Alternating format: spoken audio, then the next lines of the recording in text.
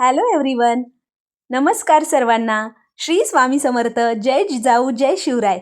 आज आपण इथे ना 400 वर्ष जुनी शिवकालीन सांज्याची पोळी बघतोय. अगदी पारंपरिक पद्धतीने पाहणार आहोत. त्यासाठी बघा कणिक घेतली आहे, गव्हाचं पीठ घेतलंय 2 वाट्या, त्यामध्ये चवीपुरतं मीठ घालायचं, अर्धा पळी तुम्ही यामध्ये तेल घालू शकता, जी आपली छोटी पळी असते तेलाची त्या पळीने तेल घालायचं आणि थोडं थोडं पाणी घालून आपल्याला याला छान मळून घ्यायचे आहे. मऊसूद अगदी आपण पुरणपोळीसाठी जशी कणिक भिजवतो अगदी त्याच पद्धतीने ही आपल्याला कणिक भिजवून घ्यायची आहे. आता थोडंसं तेल लावून घेऊया आणि त्यानंतर हे आपल्याला रेस्टसाठी ठेवून द्यायचं आहे. एक अर्धा ते पाऊण तास मी याला रेस्टसाठी ठेवून देते. तोपर्यंत आपल्याला यातलं सारण करायचं आहे. तर इथे बघा 1.5 वाटी पाणी घेतलेलं आहे. एकाच वाटीचं माप वापरलेलं आहे. ज्या वाटीने पाणी घेतलंय त्याच वाटीने 1 वाटी गूळ घेतलेला आहे. आता इथे मी मिक्स गूळ वापरलेला आहे.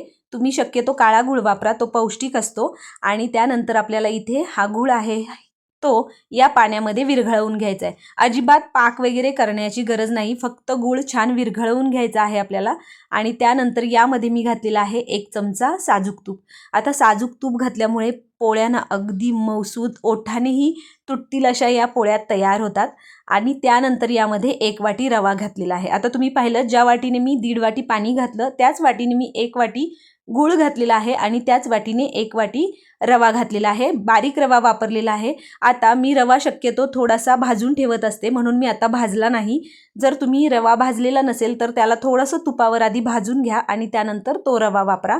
आता आपल्याला रव्याला पूर्णपणे शिजवायचं नाही आहे, अगदी त्यातलं पाणी आटू द्यायचं. आणि इथे बघा या कन्सिस्टन्सीचं आपल्याला हे रव्याचं जे पुरण आहे ते करून घ्यायचं आहे. त्यामध्ये सुंठ जायफळ पावडर घातलेली आहे आणि वेलची पावडर घालायची आहे. त्यामुळे छान मस्त त्याला टेस्ट येते आणि फ्लेवरही छान येतो वेलचीचा. तर अशा पद्धतीने कणिकसुद्धा छान भिजली आहे. मळून घ्यायची पुन्हा हवं तर आणि मीडियम आकाराचे गोळे करून घ्यायचे.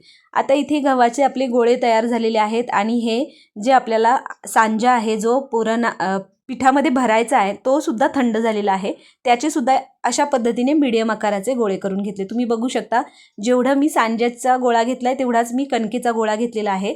थोडंसं या सुक्या पिठामध्ये डीप करून घ्यायचं आणि या पद्धतीने व्हिडिओमध्ये दाखवल्याप्रमाणे आपल्याला अंगठा आणि बोटांच्या साहाय्याने अशी वाटी करून घ्यायची आहे. आणि त्यामध्ये आपल्याला हे जे आपण रवा करून घेतलेला आहे, रव्याचं मिश्रण करून घेतलेलं आहे ते भरून घ्यायचं आहे. तर याच पद्धतीने जे एक्स्ट्राचं पीठ आहे ते थोडंसं दाबून घ्यायचं आणि इथे आपला छान सांज्याच्या पोळीसाठी जी आपला गोळा आहे तो भरून तयार आहे. सेम याच पद्धतीने मी तुम्हाला अजून एक दाखवते. अगदी कणकेमध्ये थोडंसं बुडवून घ्यायचं, हाताच्या आणि अंगठाच्या साह्याने अशी वाटी करून घ्यायची. आपण जसं पुरण भरतो, पुरणपोळीसाठी गोळा भरून घेतो, अगदी त्याच पद्धतीने आपल्याला हा गोळा भरून घ्यायचा आहे. त्यानंतर या पद्धतीने सुक्या पिठामध्ये बुडवून घ्यायचा दोन्ही बाजूनी आणि हलक्या हाताने आपल्याला ही पोळी लाटायची आहे. अजिबात फाटत नाही. अगदी काठापर्यंत हा सांजा छान या पोळीमध्ये पसरतो आणि चवीला भन्नाट होते. बरं 7 ते 8 दिवस आरामात टिकतात. त्यामुळे तुम्ही बिंदास्त या पोळ्या या शिवजयंतीला नक्की ट्राय करा.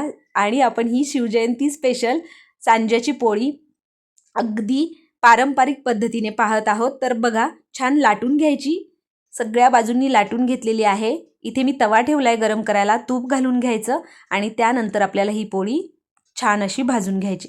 आता मी तुम्हाला दाखवते, अगदी मस्त टम्म फुगली होती. एकदम छान मऊसूत अशा ह्या सांज्याच्या पोळ्या तयार झाल्या होत्या आणि खूप छान चवीलाही भन्नाट झाल्या होत्या, मस्त लागत होत्या. तर या पद्धतीने ही पारंपरिक पद्धतीने केलेली सांज्याची पोळी तुम्ही शिवजयंतीला नक्की ट्राय करा, तुम्हाला नक्की आवडेल. बघा किती मस्त टम्म फुगली आहे. दोन्ही बाजूनी छान तूप लावून घ्यायचं आणि अशा पद्धतीने या सांज्याच्या पोळ्या आपल्याला करून घ्यायच्यात. तर इथे बघा मस्त पोळी भाजलेली आहे, दोन्ही बाजूनी छान भाजली आहे. आता आपण ही पोळी काढून घेऊया. तर अशा पद्धतीने इथे आपली ही सांज्याची पोळी तयार झालेली आहे. अगदी याच पद्धतीने मी बाकीच्याही सगळ्या पोळ्या करून घेतल्या. झटपट तयार होतात, अजिबात वेळ लागत नाही. अगदी अगदी सोपी पद्धत आहे, तुम्ही नक्की ट्राय करा. तर बघा इथे दुसरीही पोळी आपली मस्त टम्म फुगले. छान तूप लावून घ्यायचं दोन्ही बाजूंना आणि मस्त अशा या पोळ्या भाजून घ्यायच्या. तर अशा पद्धतीने सांज्याची पोळी आपली तयार आहे. तुपाबरोबर दुधासोबत 1 नंबर लागतात आणि तुम्ही नक्की ट्राय करून बघा. चला तर मग अशा पद्धतीने इथे आपल्या सगळ्या सांज्याच्या पोळ्या करून झालेल्या आहेत, भाजून झालेल्या आहेत. मस्त लुसलुशीत झालेत, अगदी ओठानेही तुम्ही खाऊ शकाल एवढी मऊ लुसलुशीत अशी ही सांज्याची पोळी तयार झालेली आहे. तर तुम्हाला ही शिवजयंती स्पेशल 400 वर्ष जुनी पारंपरिक पद्धतीने केलेली सांज्याची पोळीची रेसिपी कशी वाटली मला कमेंट करून नक्की सांगा. त्याचबरोबर तुम्हाला आपल्या रेसिपीज कशा वाटतात तेही मला कमेंट करून सांगायचं आहे.